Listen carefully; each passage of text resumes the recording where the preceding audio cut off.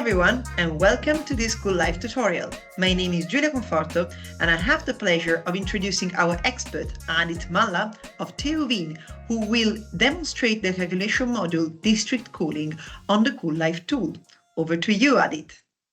Now we talk about the district cooling calculation module, which allows the user to identify for any local region or a given area the potential for supply of their cooling needs with a district cooling network. Since district cooling is more of a local level technology, this calculation module only runs on a Lao2 region. For example, now we take Vienna to see how the results would look like on assessing the district cooling potential in the city. And so for this, we select the region and again go to the calculation module, which takes us to and then select the district cooling calculation module. And here again, we have the possibility of defining the run to keep track of your CM runs. It provides a brief description on the calculation module, but more details can be available from the wiki, which can be accessed from the link here. So it gives more detailed information. So with regards to the input parameters for the district cooling calculation module, we have quite a few, with starting with the electricity prices. And I will just go through them quickly. Estimated cooling days, performance or efficiency COP of the district cooling supply units, and also the individual supply units, and also operating conditions of the temperature of the grid, which is the temperature difference between the supply and return, and some economic parameters. So for the district cooling calculation module, the idea is that, so firstly, the calculation module runs on a hectare level, so 100 by 100 meter resolution, and makes use of three different raster layers: the space cooling need, the gross floor area total, and the gross floor area non-residential.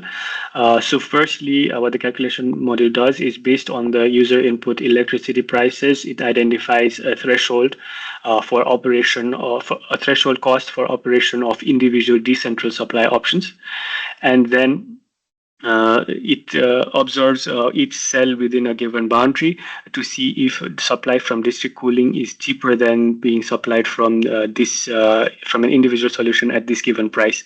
And so it does this by firstly identifying the so-called anchor points, which are basically high consistent demand cells in a region. So this could be, for instance, department stores, hospitals, schools, office buildings, which provide high consistent demand over the year. And also, so what the calculation module then does is sees if supplying this particular cell A here, is cheaper than providing it with an individual solution.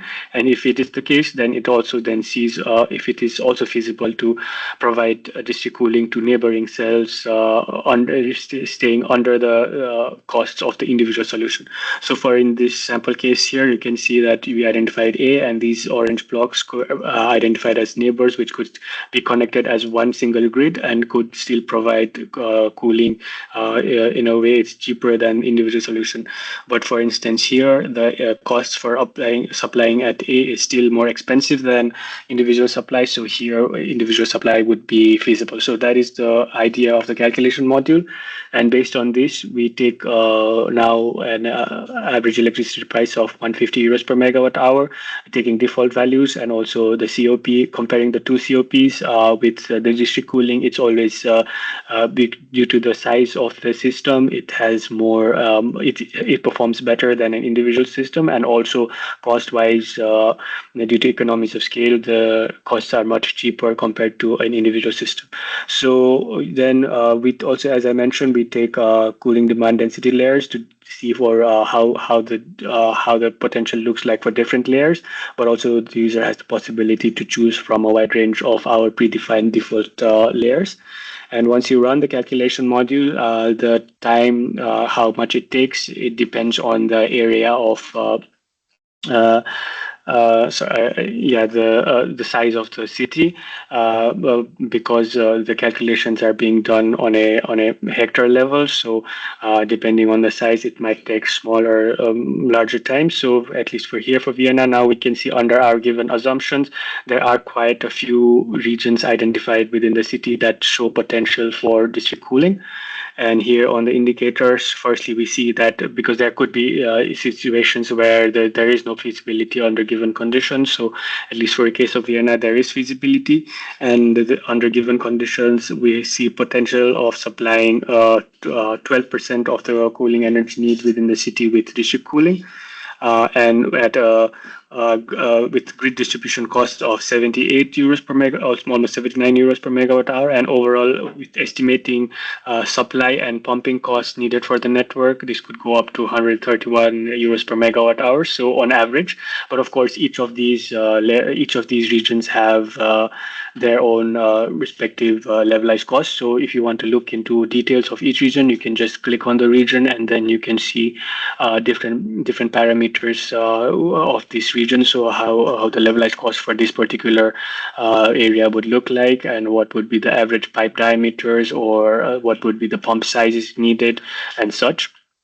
And for a more advanced user, you could go to the layers option, where based on our run one, a new shapefile layer has been created, which the user can then download to make further detailed assessment of the region. And that brings us to the end of this CoolLIFE tutorial. We hope you have enjoyed it, and please don't forget to look up the links in the description for more information.